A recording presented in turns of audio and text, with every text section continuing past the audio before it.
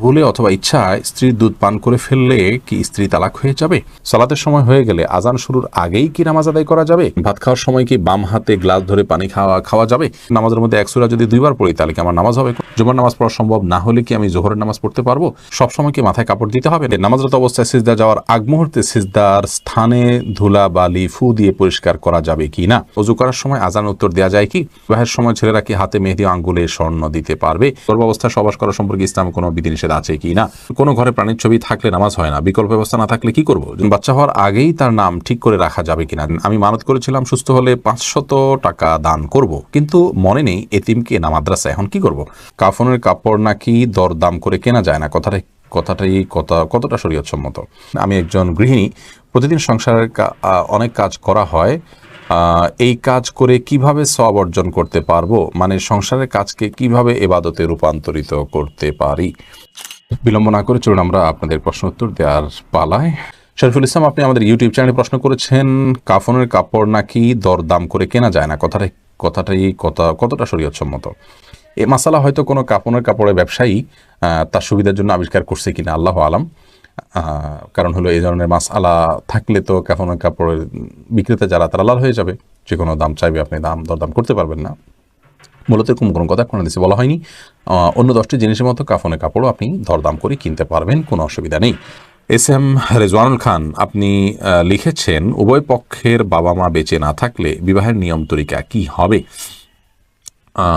অভিভাবক হিসাবে বড় ভাই আছেন, বড় ভাই না থাকলে চাচা আছেন, পরবর্তী যে স্টেপের অভিভাবক আছেন সে সমস্ত অভিভাবকদের মাধ্যমে বিবাহের অ্যারেঞ্জ করবেন। এরপরে সুমাইয়া আক্তার সুমা, আপনি লিখেছেন কোনো ঘরে প্রাণীর ছবি থাকলে নামাজ হয় না, বিকল্প ব্যবস্থা না থাকলে কি করব? যদি বিকল্প ব্যবস্থা না থাকে তাহলে সেক্ষেত্রে ওই প্রাণীর ছবিকে ডেকে নামাজ পড়বেন। আর নামাজ হয় না বিষয়টা সেরকম না, ওই জায়গায় নামাজ পড়লে মাকরু হবে। বিশেষ করে যদি আপনার সলাতে সিজদার জায়গায় থাকে, সামনে থাকে, তাহলে সেক্ষেত্রে সেটা তো দৃশ্যত তাকে সিজদা করছেন এরকম আপনার মনেও আসতে পারে, বা দেখলে সেরকম দেখা যেতে পারে। এই জন্য একটু সরিয়ে নেবেন বা উপর করে রাখবেন। এভাবে বিভিন্নভাবে আপনি চেষ্টা করবেন। তাতেও যদি কোনো এরকমও যদি কোনো উপায় না থাকে তাহলে আপনি ওখানে সালাত আদায় করে যে নামাজ হবে না, বিষয়টা সেরকম না, মাকরু হবে, অপছন্দনীয় হবে। এরপর এমডি মাহমুদ হাসান, আপনি লিখেছেন নামাজরত অবস্থায় সিজদা যাওয়ার আগ মুহূর্তে সিজদার স্থানে ধুলা বালি ফু দিয়ে পরিষ্কার করা যাবে কি না? একান্ত প্রয়োজন না হলে এটি করবেন না, এবং এটি করতে গিয়ে অনেক সময় আমলে কাসির হয়ে যায়, অর্থাৎ আপনি এত বেশি ফু দিচ্ছেন। অনেককে দেখা যায় যে সিজদা যেতে গিয়ে এত বেশি ফুটা দিচ্ছেন আশেপাশে, তিনি আমলে কাসির করে ফেলছেন, অর্থাৎ তাকে একজন দর্শক দেখে নামাজে আসেন নাকি এমনিতে তিনি জায়গা পরিষ্কার করছেন এটা নিয়ে সন্দেহের মধ্যে পড়ে যায়। এত বেশি যদি তার নামাজের অবস্থা থেকে, হাইয়াত থেকে তিনি সরে যান, তাহলে সেক্ষেত্রে তার নামাজ কিন্তু বিশুদ্ধ হবে না এবং নামাজ নষ্ট হয়ে যাবে। আর যদি এত বেশি মানে তিনি নড়াচড়া না করেন, বা খুব আলতোভাবে ফু দিয়ে জায়গা পরিবর্তন করেন, পরিষ্কার করেন, তাহলে সেটা জায়েজ হবে। যদি এত ধুলাবালি হয় যে নিঃশ্বাসের সাথে তার নাকে ঢুকবে, তিনি ক্ষতিগ্রস্ত হবেন, অসুস্থ হবেন, এরকম আশঙ্কা থাকে, তাহলে এটি করা যেতে পারে। হাত দিয়ে একটু সরা দিলেন বা আপনি নাক দিয়ে ফু দিলেন, এটি জায়েজ আছে। কিন্তু একান্ত যদি জরুরি না হয় তাহলে শুধুমাত্র সূচিবায়ের কারণে বা অতি শৌখিনতার কারণে এমনটি করা সালাতের যে সৌন্দর্য সেটাকে নষ্ট করে দেয়। আয়েশা সিদ্দিকা রিনি আইডি থেকে লিখেছেন, আমি মানত করেছিলাম সুস্থ হলে 500 টাকা দান করব, কিন্তু মনে নেই এতিমকে না মাদ্রাসা, এখন কি করব? আপনি যে কোনো দানের খাতে আপনি দান করলে আদায় হয়ে যাবে ইনশাআল্লাহ বিদিনিল্লাহ। সিরাজুল ইসলাম আইডি থেকে আপনি লিখেছেন বাচ্চা হওয়ার আগেই তার নাম ঠিক করে রাখা যাবে কিনা? যাবে, কোনো অসুবিধা নেই। বাচ্চা হওয়ার আগে থেকে ছেলে হোক মেয়ে হোক, ছেলে হওয়ার সমাবেশী হিসাবে ছেলের নাম, অথবা ছেলে মেয়ে দুইটা রেখে দিলেন, আগে থেকে ঠিক করে রাখলেন, কোনো অসুবিধা নেই। হাই ব্যাখ্যাত আপনি ইউটিউব থেকে লিখেছেন, আমি একজন গৃহিণী, প্রতিদিন সংসারের অনেক কাজ করা হয়, এই কাজ করে কিভাবে সওয়াব অর্জন করতে পারবো? মানে সংসারের কাজকে কিভাবে ইবাদতে রূপান্তরিত করতে পারি? দেখুন, একজন গৃহিণী তার সাংসারিক কাজকে ইবাদতে রূপান্তর করবার জন্য তার প্রথম কাজ হলো প্রত্যেকের হক যথাযথভাবে আদায় করা, সন্তানকে সঠিকভাবে লালন পালন করা, আল্লাহর সঙ্গে পরিচিত করানো, আল্লাহর নির্দেশে পরিচালনা করা, তাদেরকে সালাতে শিক্ষা দেওয়া, ইসলামী ভাবধারা শিক্ষা দেওয়া, স্বামীকে তার হকগুলো আদায় করা। নবী সাল্লাল্লাহু আলাইহি ওয়াসাল্লাম বলেছেন, ওই মহিলা সবচেয়ে ভালো, শ্রেষ্ঠ, উত্তম, যাকে দেখে তার স্বামী সন্তুষ্ট থাকেন, দেখলে তার ভালো লাগে। এভাবে তিনি চলাফেরা করেন। অনেক হাদিসে আসছে, নবী সাল্লাল্লাহু আলাইহি ওয়াসাল্লাম বলেছেন, ইযা সাল্লাতিল মারআতু খামসাহা ওয়া সামাত শাহরাহা ওয়া আতাআত বা'লাহা ওয়া হাফিজাত ফারজাহা, যে মহিলা 5 ওয়াক্ত সালাত আদায় করেন, রমজানের সিয়াম পালন করেন, তার স্বামীর আনুগত্য করেন, লজ্জাস্থান হেফাজত করেন, সে জান্নাতের যে কোনো দরজা দিয়ে প্রবেশ করতে পারবে।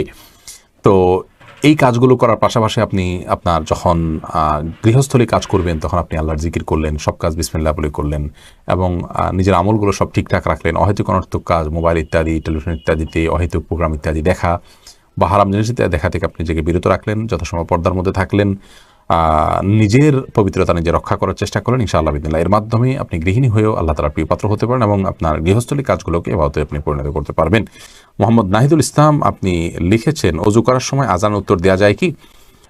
অজু করার ফাঁকে ফাঁকে আপনি যদি পানি অপচয় করা ছাড়া আজানের জবাব দিতে পারেন তো অবশ্যই দিতে পারেন। তবে মোহাম্মদ হাসান আলী আপনি লিখেছেন, গর্ভাবস্থায় সহবাস করা সম্পর্কে ইসলামে কোনো বিধিনিষেধ আছে কি না? না, গর্ভাবস্থায় সহবাস করার পরে ইসলামের কোনো বিধিনিষেধ নাই। তবে আপনি এই অবস্থায় সহবাস করলে যদি বা গর্ভস্থ সন্তানের ক্ষতি হয় বা স্ত্রীর কষ্ট হয় বা ক্ষতি হয়, তাহলে সেক্ষেত্রে সেটি করা উচিত হবে না। শিশির ভেজা ঘাস এই আইডি থেকে আপনি লিখেছেন, সবসময় কি মাথায় কাপড় দিতে হবে? না, সবসময় মাথায় কাপড় দিতে হবে বোন, এমনটি মোটেও আবশ্যক নয়। আপনি পরপুরুষের সামনে গেলে বা সে আপনাকে দেখে ফেলতে পারে এরকম হলে সেক্ষেত্রে মাথায় কাপড় না, শুধুমাত্র আপনি আপনার সৌন্দর্য ঢাকবেন, মাথার কাপড়কে আরও টেনে দিয়ে আপনার সৌন্দর্য এবং রূপ লাবণ্য এগুলোকে ঢেকে তার সামনে যাবেন।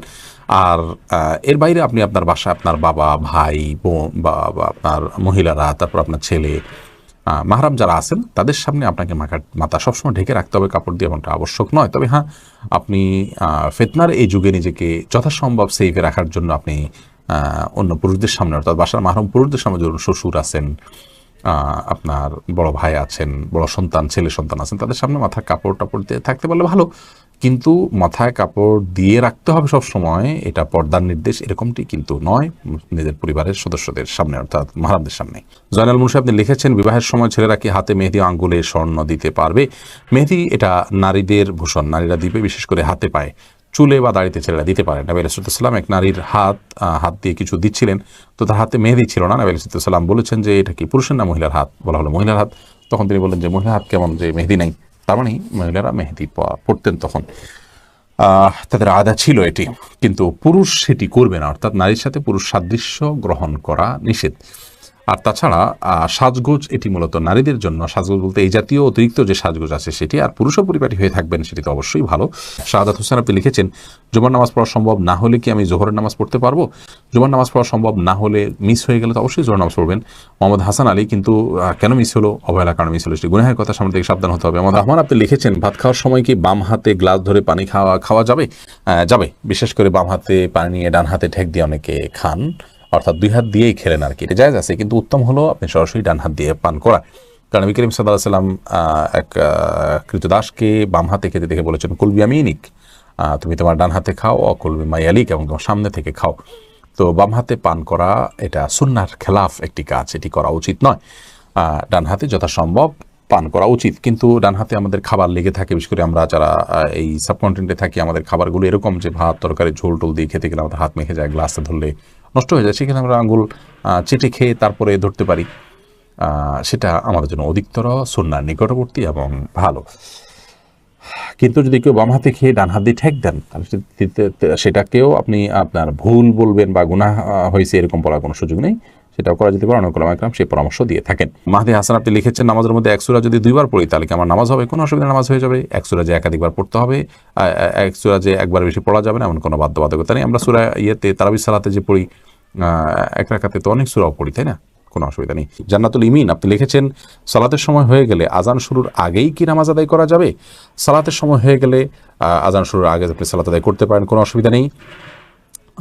সালাতের সময় হওয়াটা হলো মূল।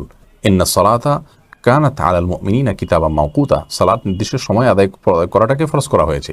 আজান হলে তারপরে জামাত হবে, আজান হলো ডাকার জন্য, কিন্তু তার আগে মা বোনরা তার জায়গায়, পুরুষরাও তার জায়গায় সালাত আদায় করতে পারবেন, কোনো অসুবিধা নেই। আরমান হুসাইন আপনি ইউটিউব চ্যানেল থেকে প্রশ্ন করেছেন, ভুলে অথবা ইচ্ছায় স্ত্রীর দুধ পান করে ফেললে কি স্ত্রী তালাক হয়ে যাবে? দেখুন, ভুলে বা ইচ্ছাকৃতভাবে যদি কোনো স্বামী তার স্ত্রীর দুধ পান করে ফেলে, তাহলে তার কারণে তাদের বৈবাহিক সম্পর্ক নষ্ট হবে না, এটি বিশুদ্ধতর মত এবং এটি জুমহুর উলামা ইকরামের মত। কেউ কেউ এর ব্যতিক্রম বলেছেন, কিন্তু সেটি আসলে গ্রহণযোগ্য নয়। অতএব স্বামী যদি স্ত্রীর স্তনে মুখ দিয়ে দুধ পান করে ফেলেন ভুলে, তাহলে তার কারণে সম্পর্ক, তাদের স্বামী স্ত্রীর সম্পর্ক নষ্ট হবে না। নবী করিম সাল্লাল্লাহু আলাইহি ওয়াসাল্লাম বলেছেন, ফাইন্নামার রাদাআতু মিনাল মাজাআহ, অন্য হাদিসে আসছে লা রাদাআ ইল্লা লা রাদাআ ইল্লা ফি সানাতান, আও কামা ক্বালা আলাইহিস সালাম, 2 বছরের বাইরে গেলে যদি দুধ পান করানো হয়, সে দুধ পান করানোর ভিত্তিতে হারাম হওয়ার সম্পর্ক সাব্যস্ত হবে না।